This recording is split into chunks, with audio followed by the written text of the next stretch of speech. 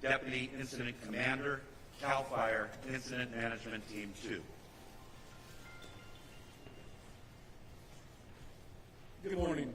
Jeremy Gond, Incident Commander for Deputy Incident Commander for the Incident Management Teams on the Palisade and Eaton incidents. In the past 24 hours, there's been little to no fire growth on both incidents. As Chief mentioned, the DINS inspections continue to occur, as well as USAR operations. Crews continue to strengthen the fire perimeter, extinguishing hotspots, utilizing ground resources and resources alike. Both incidents have requested the WORT and BEAR reports, which are soil severity tests that will be completed by the end of the incident. And we continue to pre-position resources with the current mobilization center in Beaumont, which is in Riverside County, for any new starts that could potentially affect the area. CAL FIRE will continue to support our partners in Unified Command, and we thank you for your patience during this time. For the most current fire information, please go to fire.ca.gov. And next up, I would like to introduce LA City Fire Chief. Good morning, everyone. Kristen Crowley, Los Angeles City Fire Department's Fire Chief. Yesterday, I want to just give everybody a brief update on an additional brush fire that did break out in the Lakeview Terrace area of Los Angeles with structures that were threatened. Firefighters responded and aggressively attacked this fire. I am pleased to report that within approximately 34 minutes, all forward progress was stopped with no damage to any of the structures. I'll now be providing you an update on our Palisades fire. This fire is 23,713 acres with 19% containment, with 5,104 personnel assigned to the incident. Firefighters observed 30 to 40 mile-per-hour winds with low humidity. When you look at the aerial view of the Palisades fire, you may not be able to tell, but however, infrared flights last night indicated there are still numerous hot spots burning within the fire footprint. Very close attention was paid to address any flare-ups swiftly as to prevent any fire spread outside of the perimeter. We understand also, just a message to the community and those that were impacted by these fires, we understand your desire to return to your community. However, significant safety and infrastructure issues remain, including downed power lines, broken gas lines, hazardous materials, and unsafe water. Please know that we are working diligently to address these challenges and ensure your safety and the safety of our first responders. As we enter into the third day of this additional wind event, I urge everyone to stay alert. The combination of low humidity and strong winds has further dried out the brush, increasing the risk of fire. The danger has not yet passed, so please prioritize your safety. Thank you. I would now like to introduce our next speaker, Sheriff Luna. Good morning. Robert Luna, Sheriff of Los Angeles County. The Sheriff's Department, LA County Sheriff's Department, continues to have well over 1,000 personnel assigned. Again, many on 12-hour shifts, many without days off. Really want to thank the California Highway Patrol. They've contributed even more officers in the last 24 hours. There are well over 300 officers who are helping on both incidences. The Drug Enforcement Administration has also contributed even more special agents that are assisting us in different incidences. They're close to about 30.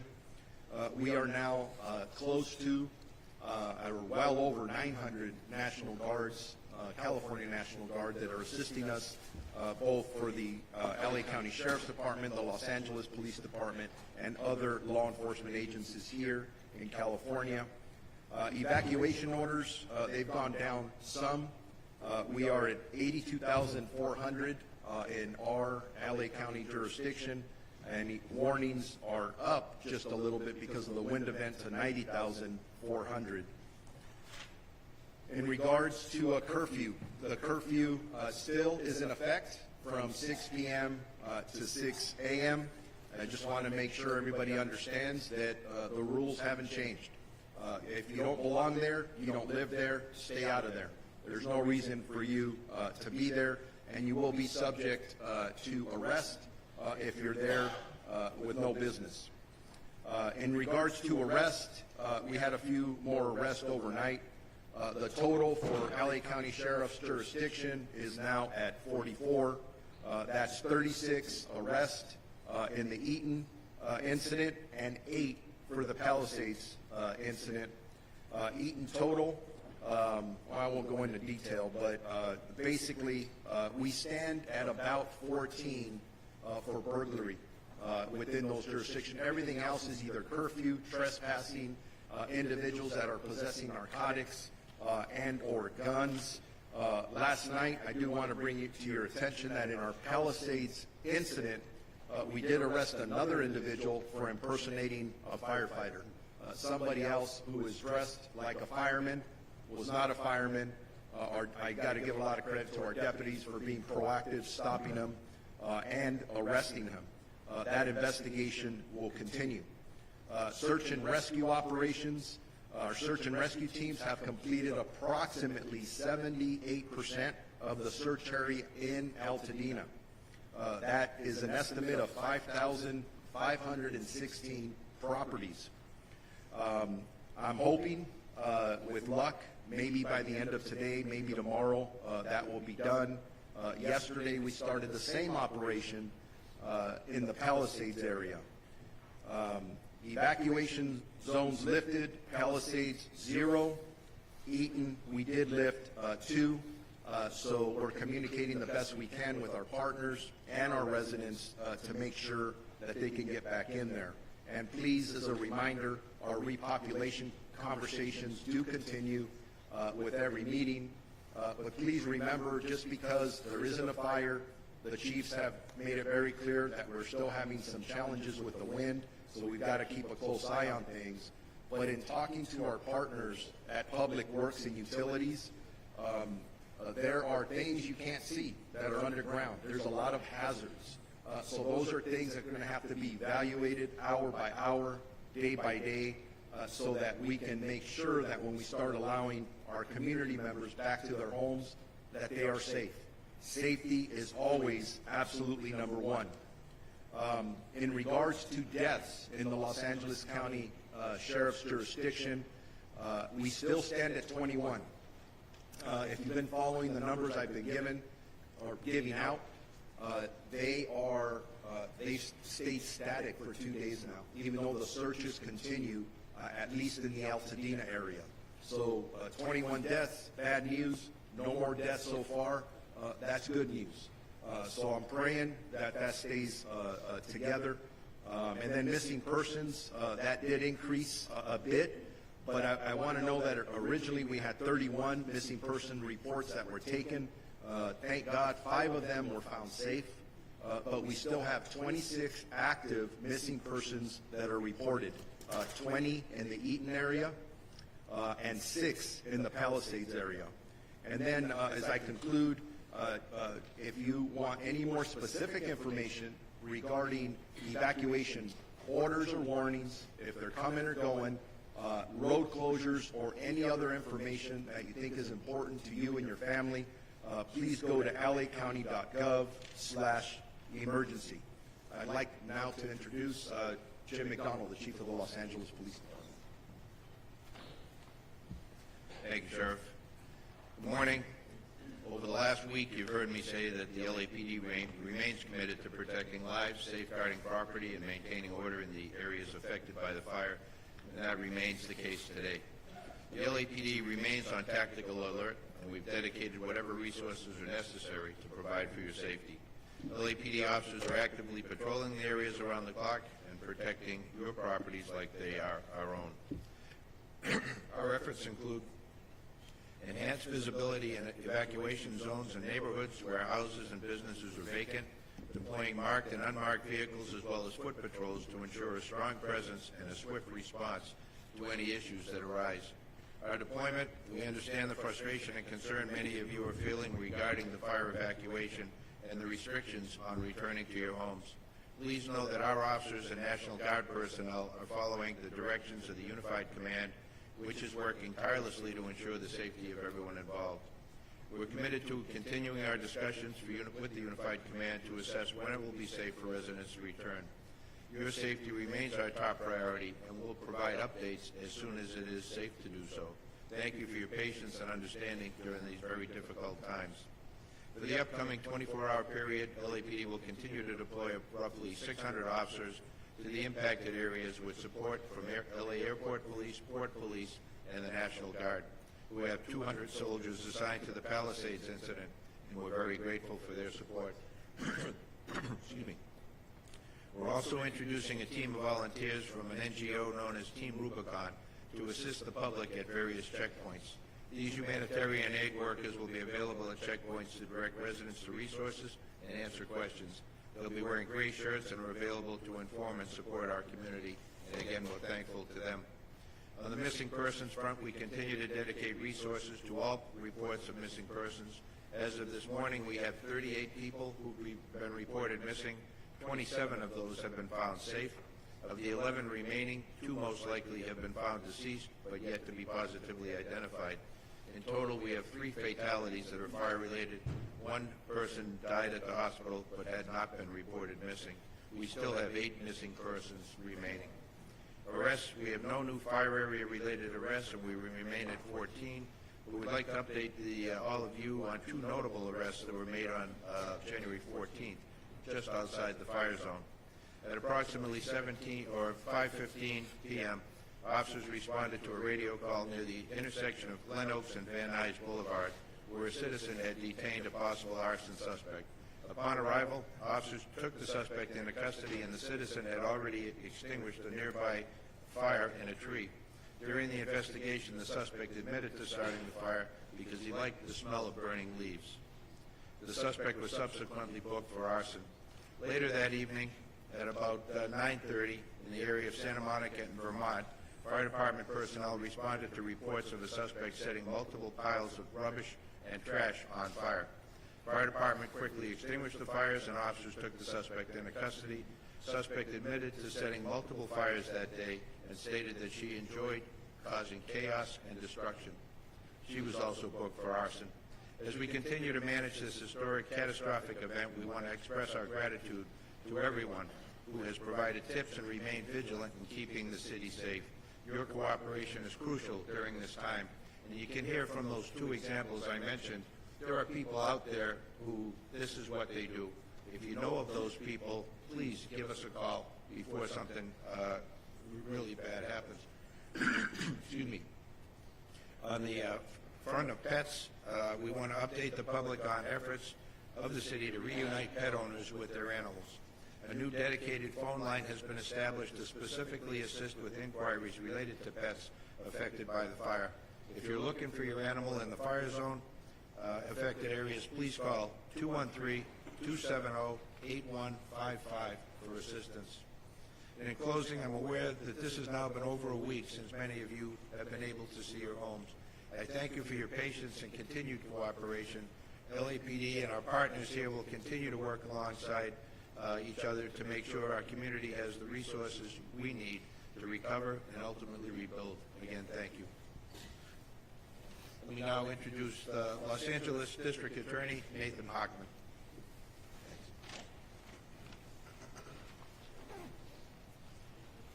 The work of firefighters, law enforcement has been nothing short of heroic.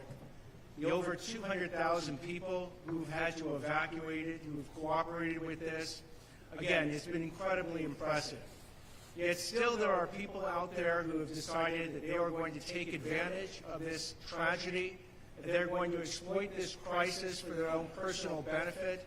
And we have sent this warning, and I'll say it again. The question is not if, but when you will be arrested. You will then be prosecuted, and then you will be punished to the full extent of the law. On Monday, we announced the charging of 10 different individuals, 9 for looting, 1 for arson. Of the 9 individuals, they were involved with both looting in the Palisades fire area as well as the Eaton fire area. They are looking at a minimum. The shortest sentence that anyone charged is looking at is 6 years in prison, 9 years in prison for another individual. We have people who are looking at 22 years in prison, and a maximum sentence of life in prison. These are very significant punishments. Justice will be swift. Justice will be significant if you want to take advantage of this tragedy. Following on what Chief McDonald says, we've actually filed charges in 2 additional arson cases. Again, not related to the major fires. There's one that we charged an individual who set a fire in the city of Industry. He set bushes on fire. He set a pallet on fire. He set the back of a tractor trailer on fire. Those fires were quickly put out. And that individual is looking at 7 years for a maximum prison sentence. Another individual was charged in the city of Irwindale under the I-605 underpass. Again, setting a fire that was quickly put out. That individual is looking at a maximum sentence of 14 years. We have received numerous allegations that we are now following up involving additional looting incidents and price gouging. The price gouging is particularly despicable because these are people who are basically looking at this situation and saying, how can I make the most amount of money from people who are desperately seeking housing, supplies, they're seeking services because they've lost everything. They've lost their houses. And I will tell you that with respect to this price gouging, we have seen people increase their prices for rooms that they are renting, for houses that they are leasing, 100, 200, 300%. Here's my warning. If you're one of these people who have engaged in price gouging, not only do you need to stop it immediately, I would strongly recommend that you go back and fix it. Go back and refund the amount that you have overcharged people. We will certainly take that into consideration in deciding whether or not to charge you. So it's your choice. If you want to actually abide by the law, you could benefit from it right this second. But if we go ahead and find out that you've engaged in price gouging and you've taken no steps to remedy the violation that you've basically enacted, we will go ahead and prosecute you to the full extent of the law. So not only are you going to be looking at criminal penalties, you will be looking at civil penalties, and as importantly, your name will get out there. Your company's name will get out there. You will be publicly shamed. I want to make that crystal clear. So stop it right now. And as the recovery starts up, we again are seeing the financial scams. Over and over, we are seeing scams involving charities, where people who want to donate either money or services to the recovery effort are being targeted by these scammers. My strong message to you is if this happens, please check the organization that you are donating your money to beforehand. Do not donate cash. Do not even donate Bitcoin because it's very hard to track. Only deal with reputable organizations that you can then check out who will get that money to the appropriate people in need. Same thing when it comes to insurance. Be very careful. There are scammers out there who are going to try and make you promises that they can give you certain benefits from insurance that are completely false. Make sure you check out any insurance claims. And government benefits are starting up now. Both the federal government and the state governments are going to be offering people in need significant dollars to get back and recover in their lives. However, these will be ripped off. I will guarantee you there are people who are looking at this to rip them off. Here again is your warning, because I don't want any discussion later on that there is some confusion of what the consequences are. They will be swift and they will be significant. So again, I wish everyone great safety. Please support the firefighters. Please support law enforcement. Stay out of the evacuation zones. They are designed for your safety and to facilitate these putting out of fires and keeping people's houses safe. If you want to go ahead and violate an evacuation area, violate a curfew, you will be held accountable, you will be arrested, and my office will prosecute you. I'd like to now introduce Los Angeles County Public Health Chief Deputy Director, Dr. Anish Mahajan. Good morning. My name is Dr. Nicole Quick. I am the Chief Medical Advisor for the Los Angeles County Department of Public Health. As we continue to deal with the aftermath of fires and residents begin to return to their homes with proper approval from the regulatory agencies, it is important to remain vigilant about air quality. Fire and wind conditions can increase the amount of particulate matter, dust, and ash. Currently, the South Coast Air Quality Management District has extended a windblown dust and ash advisory through this evening. The high winds may displace ash from the Palisades and Eaton fire impact zones. Windblown ash particles may be too large to be picked up by our regular instruments and will not influence the AQI with his measures mom, that we've pointed to. 95-year-old Mafa. She was at the Butler rally with myself and President Trump in the front. Air and on equipment and on your surroundings to take precautions. To effectively reduce exposure to harmful particles, it is critical to wear appropriate respiratory precautions. This includes N95 and P100 masks. In addition to obtaining the masks, important to wear those correctly. This means over the nose and mouth without gaps and well fitted to your face. For N95 to provide the proper protection, they also must be changed out with regularity and if they become wet or soiled. It is very important to note that cloth masks, dust masks, and bandanas are not adequate protection. While they may provide minimal protection, it is not adequate to keep out those particulate and ash that we are concerned about. Individuals with respiratory conditions, children, and those with pre-existing medical conditions are urged to talk to their healthcare provider before utilizing these respirators. Taking these steps is critical for vulnerable populations, including older adults, children with pre-existing conditions. N95 masks are available for free at LA County libraries and at the local assistance disaster resource centers. Quick note also for those who are struggling with finding their prescriptions, Public Health has begun offering medication assistance at all of the local assistance centers. We have teams there that can work with families and individuals to help them secure medications. Individuals can also connect with their regular providers, their pharmacies, and their health plans for further assistance in obtaining their medications. I want to make a note for those who are receiving medications for opiate use disorder. If you are having difficulty obtaining those, please call 213-288-9090, and we are available from 8 a.m. to midnight to support those needs. In addition to these efforts, there are other resources available to help in your obtaining prescriptions.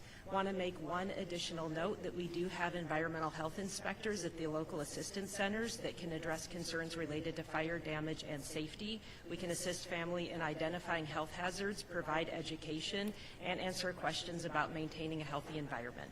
I will now hand this over to Supervisor Parker. Thank you, Doctor. I want to start by emphasizing, especially with the wind we'll have today, that it is important for residents to take health guidance seriously when you're near impacted areas and debris. The health concerns are serious. I've heard many questions about how to be safe when you're around an impacted area. Today, large signs are going up all over Altadena that outline precautions you should take when you're near impacted areas and when you're sorting through debris. The signs will be helpful for residents near burn areas who didn't evacuate but are still affected by debris and will be in preparation for when evacuated residents will be allowed back into the community. The information is broken up into 3 categories: what to wear, what to do inside, and what to do outside.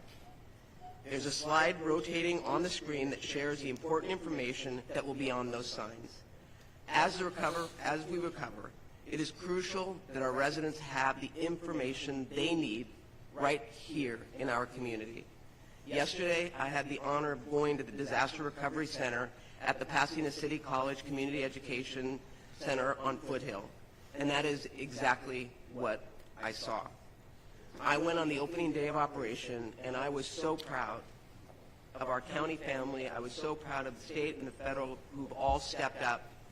But more importantly, I was so proud of the residents that showed up. It gave me hope that we are on the road to rebuilding. People weren't saying if I rebuild, it's when I rebuild. Impacted residents who cannot afford for government to build up services slowly, I make you this promise. Our board is united. We are all in. We are going to make it as easy as possible for you to rebuild. And that includes permitting, that includes approval, that includes working with all levels of government to secure low-interest loans. It is an all-hands-on deck. At the center, we also have county departments and federal, state, and local partners in place, as you heard. So if you lost any of your vital records, or you need replacement of your license, they are there to help you and make it as easy as possible. Together, we're bringing every resource to our neighbors in need. Residents can access countless services, including FEMA financial service, which may include money for basic home repairs, personal property losses, and other uninsured disaster-related needs, such as child care, transportation, or medical need. As county services ranging from the assessor's office to public works to the economic opportunity for employment assistance to the registrar recorder, our county stands ready to serve you. It was heartening to see that so many impacted residents still have hope and actually light throughout this darkness. I'd like to give a special thanks to the countless volunteers who are sacrificing their time and resources to make this happen. Overall, I received such positive feedback from the residents who were there receiving services. And you know who you are. You came up to me and talked to me about how fearful you are about what the future has in store. And I made you this promise, and I will honor this promise. You have a future in Altadena, and we are going to come back stronger than ever. Our centers are open every day from 9 a.m. to 8 p.m., and we are going to get through this together. With that, I would like to introduce LA City Mayor Karen Bass. Good morning, everyone. As we know, we are still not quite out of the woods. And so I would just encourage and implore upon all Angelenos, please take the warning seriously and the evacuation notices seriously. And frankly, if you are in an area where there is a warning, get prepared now. Get packed. Take everything you need with you, your medications and your pets, if that is possible. If you are looking for a pet, you can call a new number that was mentioned by Chief McDonald, 213-270-8155, 213-270-8155. We've received many inquiries from individuals who are concerned about where their pets are, so please take advantage of that telephone number. We know the winds were lower than expected yesterday, but we also know from the National Weather Service that we are still facing dangerous conditions. I want to thank Governor Newsom on his work yesterday on price gouging and scams. We're taking this seriously and have made it so Los Angeles residents can report price gouging by calling a number with the city, 311. Scams are also spreading, which is why it is so important to use trusted sources for assistance. On the positive side, the Disaster Recovery Center in West LA did a soft opening yesterday. It was open just for about 4 hours, and in those 4 hours, over 100 households came. It was encouraging to see the number of people who were there, many of whom travel from disaster to disaster. I met individuals from the SBA who had been in Hawaii. I met other individuals that had been in hurricanes in the South. Department of Motor Vehicles, FEMA, the Employment Development Department. There are a variety of resources there that people can take advantage of. But I do have to tell you, what was the most touching experience was to meet a woman from Pacific Palisades who had lived in Palisades for over 40 years, and she lost her home. She told me that she was staying with her daughter,